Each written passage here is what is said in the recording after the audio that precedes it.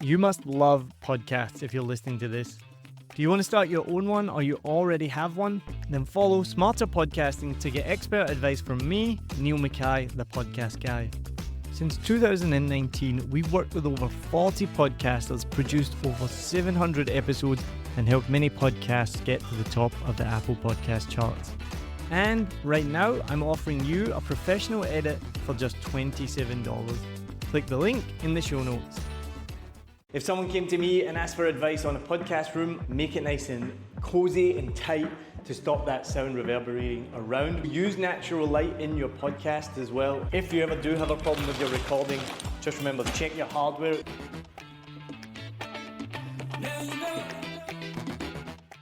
Hey, it's Niall Mackay, the podcast guy, and I'm here today to bring you an extra special episode of Smarter Podcasting. I started my first podcast in 2019 with nothing more than a Blue Yeti microphone and my old ass 2010 Apple MacBook Pro. And then from there, I built one of the top 10% podcasts in the world, helped many others create their own podcast as well. In fact, I created 7 Million Bytes podcast, and we've now worked with over 50 podcasts across the world, helped produce over 700 episodes, and helped with millions of downloads. And if you want to work with us, then we'd love to work with you too. But in this exciting episode today, I'm going to show you how I set up my equipment to record the podcast, and I'm going to show you how you can do that too with the bare minimum equipment, how you can transport that equipment anywhere and actually charge money for it. So in this episode, I'm going to show you how, using just this box with all the equipment, I'm going to set up right now, and then I'm going to record a podcast right here. So let's do it. So for this episode, I'm using the meeting room in my building, and this is an amazing perk of the building I live in, that we can actually use this meeting room for free. I do have to put down a deposit, and I've done podcasts in here before, but I haven't done one in a while. Now right now, I'm using the DJI-2 microphone that's attached to this camera, so I'm not exactly sure how good the sound is going to be right now. As you can maybe hear, we are in a big echoey room. This is not your ideal situation for a podcast. If someone came to me and asked for advice on a podcast room, I'd say carpet, no tiles, no windows, make it nice and cozy and tight to stop that sound reverberating around, which maybe you can hear right now. But hopefully, with the way I do my setup, it's going to solve that problem, and the final product, it's still going to be great. And not only that, it's really nice and it's free. Now I have the windows behind me. I've done that on purpose, so I have the light on my face, so you can maybe see the difference right now of the light on my face is much better when I have the light facing towards me. So use natural light in your podcast as well if you're recording them for YouTube. And this is the setup that I take with me when I record for clients here in Saigon. Take this equipment right here in this box, set it up, and then do a professional recording. Now this is called a Givey box, which are very common here in Saigon and in Vietnam. So this fits onto the back of your bike, fits onto the back of my bike. It's quite heavy, but it's quite small, as you can see, and this has everything I need to record a podcast. So I'm going to show you what equipment I have and then how I set it up. So let's go. All right, so I'll show you what I got. And you may already hear some construction noise outside. We have construction going on here. It's Vietnam, it's Saigon. This happens all the time. So this is going to be a bit of a test to see how good the audio is going to be at the end of it when I go to record the podcast. But I'm going to show you what's in my magic box and how I'm going to set it up. So I have a light. I'm not going to use that today. I don't need that. I have 2 microphones with me. Now one of them is a $600 Shure SM7V. I always forget the name of it. It is the Shure MV7. Now this is an expensive microphone, and you're wondering why is it in a wine container. This is a box for wine. This was given to me for free. Thank you very much, Paul, for that. I was very generous of him. He was leaving the country and he gave it to me. It is a very nice microphone. There's padding in here. This is how it was given to me. It didn't come with a box. So you might be thinking, why the hell is he transporting a $600 mic like that? I don't have another choice, to be perfectly honest, but I do keep it nice and safe. So we're going to use the Shure MV7. So you can keep that there for now. I'm the only one recording today, so actually it's going to be much easier. We're not going to have 2 guests. Now I have my PodTrack P4, which I got a few years ago now, and this really changed everything for me because I can connect XLR cables to the microphone. So I got that. How I'm going to attach the microphone, I use boom arms instead of mic stands. I do have mic stands and I've used them in the past, but I just much prefer boom arms. You can get much closer to the mouth, they're less awkward and they take up less space. And I have 2 pairs of headphones, which are from Audio-Technica, and I have one of these for each guest. If we have more guests, I have other headphones, but they're my personal Sony headphones that I use for editing, so I try not to use them too often. So that's most of the equipment I'm going to need for just one person. I also have the Miono PDX 200, which I got given for free by Miono. Thank you for that. You can go back and watch my review of that. I actually really love that microphone. I love the sound of it. So maybe I'll use that. Maybe I'll set them both up and we can listen to both of them. Then I have a whole bunch of cables and wires and connections. I've even started bringing tools with me, like a little spanner and a little pliers, things like this, which have actually come in really handy when sometimes things always go wrong, and if you need to fix it, you can do that. But let me show you now how I'm going to set up this podcast. So first thing I'm going to do is set up the boom arm. I just bought some new clamps for the cables. These boom arms are not expensive. I bought them a long time ago. They're nothing fancy. I've seen Shure ones, I've seen Miono ones that can cost you like $100, $200. They're going to be really good, smooth and nice. I do things on a budget mostly. It's mostly for me about the final product. Does it sound good? Does it look good? And to be honest, when you use these boom arms, they look fine. So if you have a big budget, and I don't, and generally a lot of the clients I work with don't have a massive budget, you can use these quite inexpensive boom arms to get set up. So that's that done already. I got one boom arm. Let me get a microphone. So I will set up with the Shure MV7 first of all. And we'll see how that sounds. The only difference I think though with a cheaper boom arm is I've noticed they can wear down quite easily. The little sockets here that you tighten on one of my boom arms, I've pretty much retired it because it doesn't tighten anymore. This one's okay. That's probably one of the differences with any equipment, any running gear that you buy. If you buy the cheaper option, it's just probably not going to last as long. Maybe not as high quality, but as you can see, it's set up already, and that's pretty good. Now I'm going to get an XLR cable and connect the microphone. So as you can imagine, I have a plethora of XLR cables. That's another thing, that one of those broke in the past. I was in the middle of recording an episode and there's nothing coming through the microphone. We brainstormed it, went through everything, tried to figure out what wasn't working, and it turned out it was one of the cables, so I actually had to run out and buy one. So if you ever do have a problem with your recording, just remember to check your hardware. Sometimes it could be as simple as you've just not plugged it in right, or it might be that the cable has actually broken. I don't think I have OCD or ACDC, whatever you call it, but I do like to keep my stuff neat and tidy, wrapped up. I have lots of connectors and cables to keep it nice and tidy, and that's mostly because it just makes it easier when you start moving about. Like I said, all of this is in a box, and I take this with me to various podcast locations.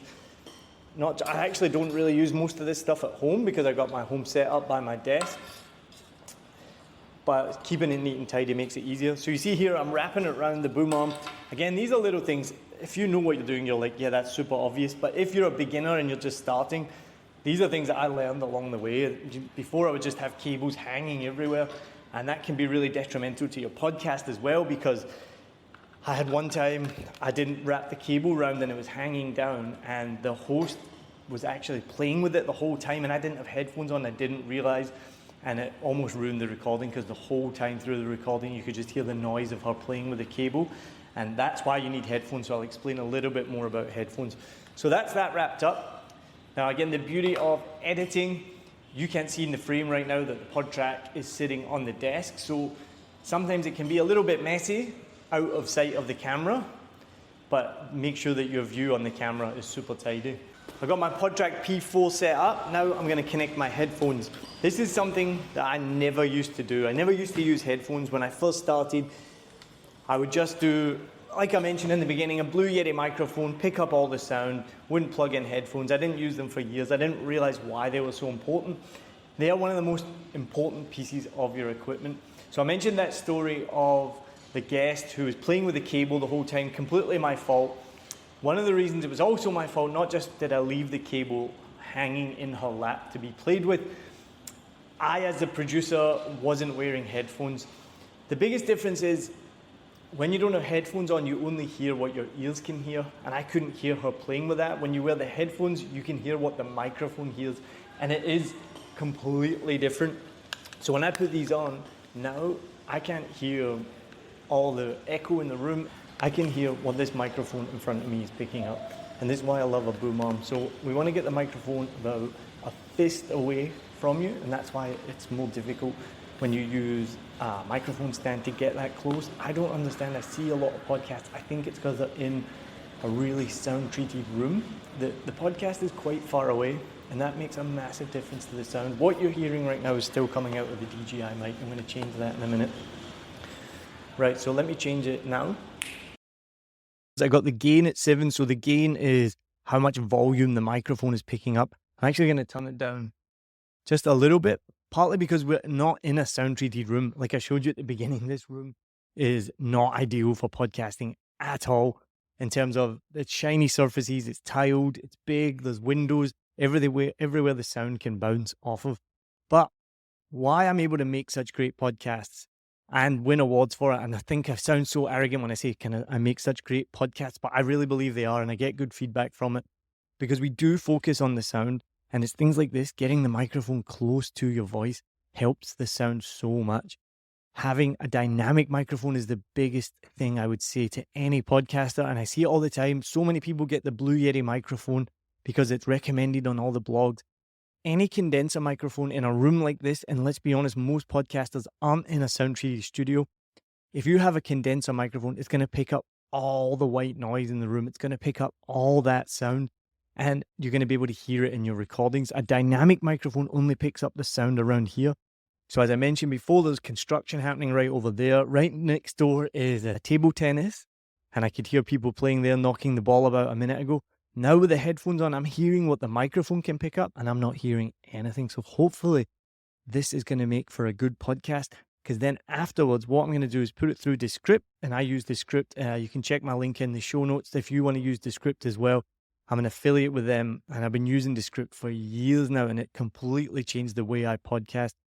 The biggest thing they did was introduce something called Studio Sound, and it is literally a button that you press, and it takes your audio, and it often makes it sound incredible. Hopefully what you're listening to right now has already gone through Studio Sound, and you will be blown away by how good this audio is right now. Studio Sound is so good that I used to send my episodes to my friend Lewis, who wrote the theme music for my other podcast, the Vietnam podcast, and writes the theme music for many of our clients. And I would send the file to him. I would record it at home. I wouldn't use headphones. Wasn't a great microphone, but he would do some magic. He's got a degree in music, I think it is, or audio production. He's very good at what he does. He knows what he's doing, and he would make it sound much, much better. Then Descript introduced Studio Sound, and I turned it on, and I was blown away. I sent it to Lewis, and I said, "Can you make this any better?" And his answer was no. He's like, "This is amazing." They're doing everything using AI technology that I would do and more. They're taking out the background noise, they're elevating the front noise, they're doing all this stuff to the EQ that I don't even know how they do it, but you just press a button and it does it. And this is how I'm able to record high quality podcasts in random locations like the meeting room in my building, or I can go to a client's office and create a really good podcast because of these techniques, having the microphone close, using a dynamic microphone, and then using Descript for editing to turn on the studio sound. So that is everything you need to record a podcast in any location. And if you have any questions, please let me know. Leave a comment. You can contact me, neil@7millionbikes.com. And if you want help creating your podcast, whether you're in Vietnam or you're anywhere in the world, then please reach out to me. You can book a call. And also we can help you with setting up your recording just like this. And we can help with the post-production and the editing to create a world-class podcast for you. So thanks for tuning into this episode. Don't forget, subscribe, turn on notifications. Make sure you never miss an episode of Smarter Podcasting. And the one thing that you can please do for me is share this episode with another podcaster or somebody who wants to start their podcast so that we can help them make the best podcast possible. Thanks for tuning in. Cheers.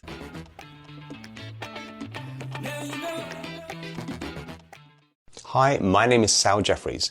I run the Mindset, Mood and Movement podcasts. I've been working with Neil at 7 Million Bikes for the whole of this year, literally from the start of my podcast to date. And I want to say a couple of things. So when we record the podcast, sometimes there are things that I need tweaking. There could be edits or clips. It's really simple. I give those instructions to Neil, he gets it sorted. There's sometimes a sound level differences between the guest mic and mine. Again, that's all sorted so the outcome is a really balanced sound. And also if there are issues with voice, little kind of sound interruptions, all those things that can distract a listener, Neil knows exactly what to do, cleans it up. The end result, a highly professional, beautiful sounding podcast without distraction. That's exactly what I want. I know my listeners do. So if you're interested in having that level of podcast and that kind of quality, Neil is a great guy and I highly recommend you speak to him.